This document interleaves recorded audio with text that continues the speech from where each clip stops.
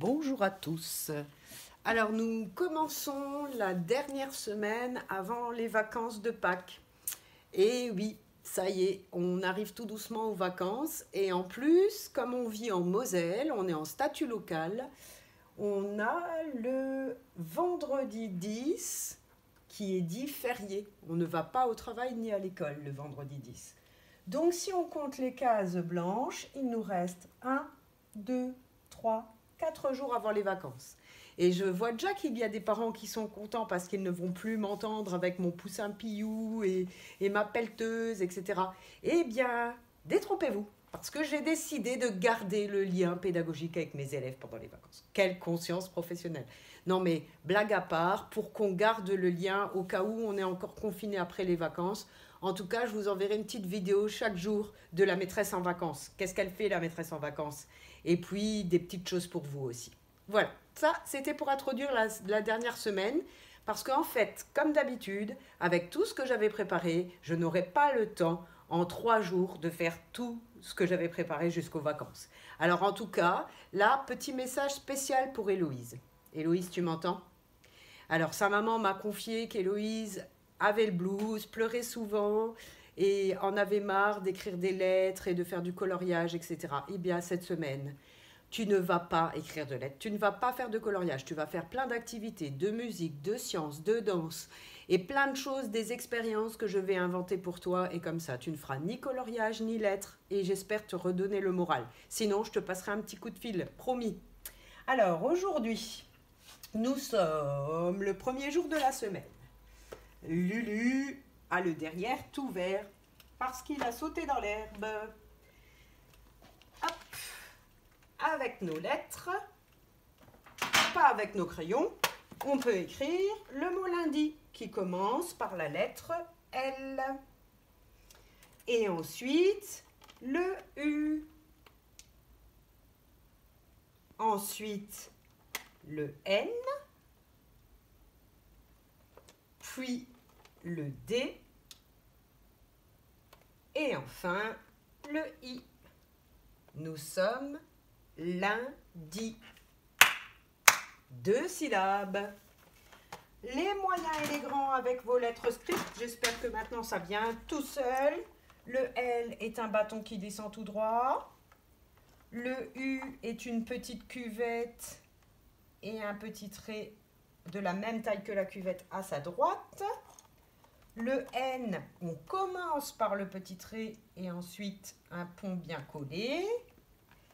Le D est une boule dans son dos, une boule collée à un moyen bâton parce que le D est une lettre dite moyenne. Et le I, un petit trait qui descend tout droit et un point, je pose, je lève. Nous sommes lundi.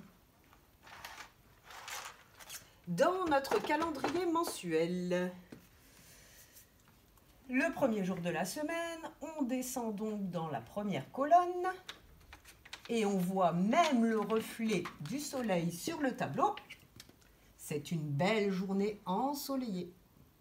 On peut y mettre le symbole soleil. Je trace un rond avec des traits rayonnants. Alors, là, on reconnaît parfaitement bien le nombre, le chiffre qui dit le nombre 6 pour les moyens et pour les grands. Pour les petits, ça va venir.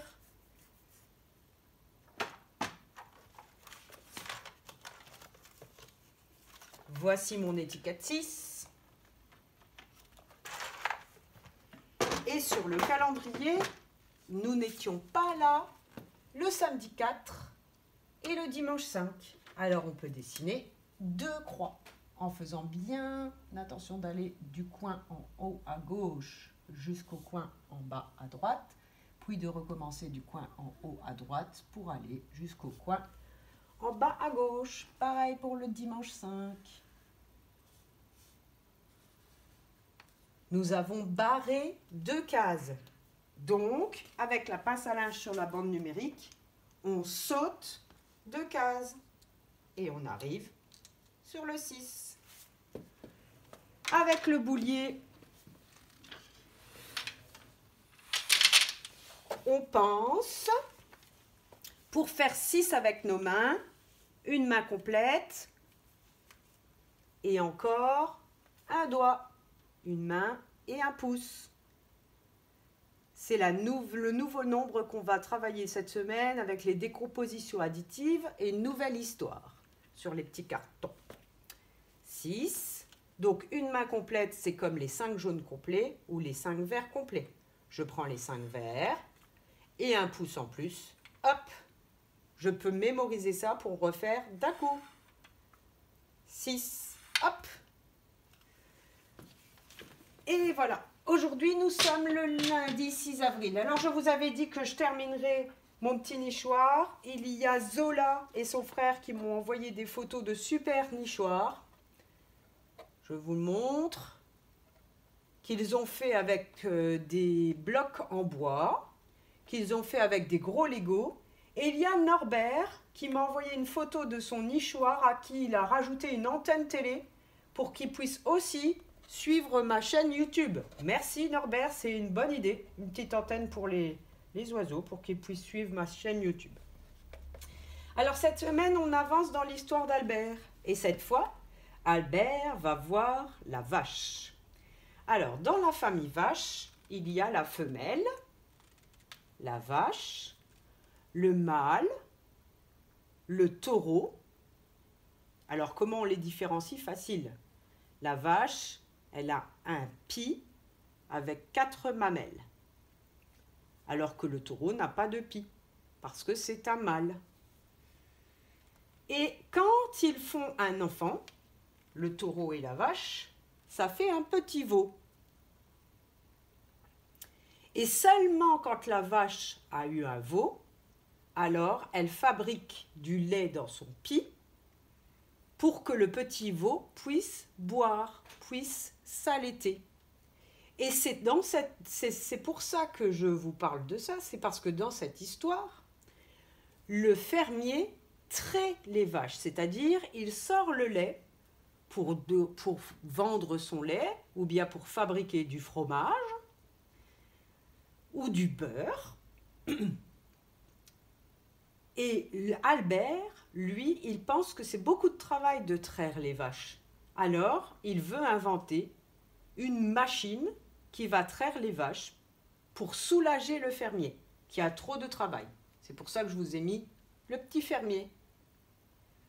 Donc maintenant, on avance dans l'histoire d'Albert avec cette histoire de vaches et de fermier.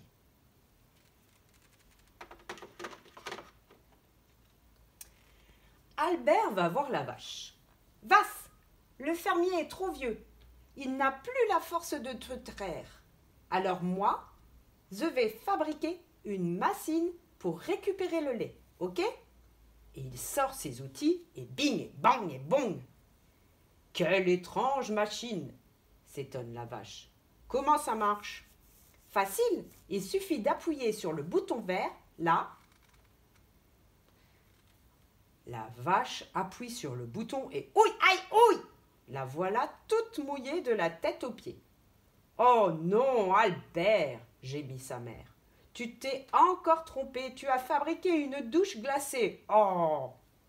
Alors moi, j'ai trouvé une expérience pour vous montrer pourquoi la machine d'Albert s'est transformée en douche au lieu de traire.